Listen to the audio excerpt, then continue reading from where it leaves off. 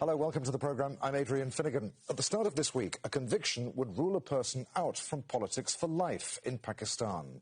But after a Supreme Court ruling on Monday, not anymore. It's good news for politicians like former Prime Minister Nawaz Sharif, but not so good for another former Premier, Imran Khan, who's currently in jail.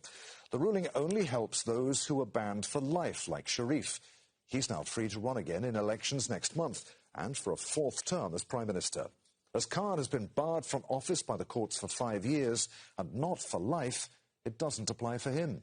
So, why has this ruling been made now, and how big are the political implications? We'll be asking those questions from our guests in just a few moments. But first, this report on the court decision from Malakhabe Motsepi. After weeks of deliberations, Pakistan's highest court has scrapped a lifetime ban on politicians with convictions contesting elections. The ruling makes it possible for former Prime Minister Nawaz Sharif to take part in the polls for the fourth time in elections due in February. His party, the Pakistan Muslim League Nawaz, is considered the most likely to win. His biggest rival, former cricketer and Prime Minister Imran Khan, is sidelined from the upcoming elections. That's after he was banned from politics in Pakistan for 5 years, following his arrest on corruption charges that he denies. Both Sharif and Khan have blamed the military for ousting them from power. Leading up to his arrest and crackdown on his party, the Tehreek-e-Insaf, Khan had publicly criticized army leaders at a party rally in 2022. And Sharif has accused the military of orchestrating his removal in 2017 over his economic policies and moves to improve relations with neighboring India. The military has denied it wields that level of political influence. Pakistan faces a deepening economic crisis with accelerating job losses, soaring inflation and high energy prices. According to its Statistics Bureau, inflation rose by nearly 30% in December.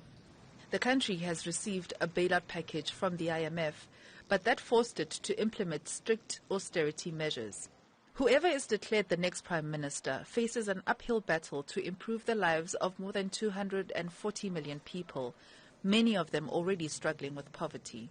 Malakhabe Motsepi, Al Jazeera for Inside Story.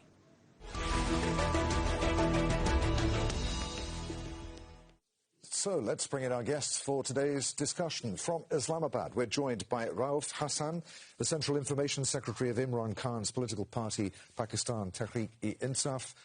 In Karachi, the capital of Sindh province, we're joined by Mohammed Zubair Umar. He's the province's former governor, representing Nawaz Sharif's political party, the Pakistan Muslim League.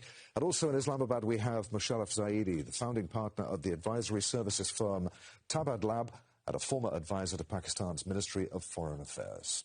Thank you all for joining us. Rauf, let's start with you. What do you make of this decision by the Supreme Court? The outcome of the decision has political implications, but why now, just a month ahead of the election? Thank you. We've known it all along. We've known it for a long time that it was coming, so it did not come as a surprise to us. This is part of the larger conspiracy, that started with the ouster of Imran Khan government back in April of 2021. And since then, things have been moving, in the direction that we projected they would. This is all part of what we generally refer to as the London plan between the establishment and Nawaz Sharif. It started unfurling, when Imran Khan's government was first removed, and then it went on to taking the subsequent measures, to enable him to come back to Pakistan and then to take part in the next elections and to be anointed as the king. Unfortunately, institutions of the country have been completely liquidated, have virtually they don't exist any longer at this juncture. When we talk, we have 5 governments, the centre and the 4 provinces. All these 4 provinces, all these governments are unconstitutional and illegal because they have lived beyond their mandated period of 90 days. Elections have not been held in spite of the constitutional stipulations. That constitution has been rubbished time and time again. No institution of the state has paid any heed to stipulations contained therein. So we are not surprised, and at this juncture, it has come at this juncture. Because it's important, to bring him in, because that is what the original London plan stated. In the process, I must say that the rule of law practically has been kicked off the scene here in the country for a long time to come. The fact, that Nawaz Sharif has looted this country, is a proven reality, and nobody had any doubts about it.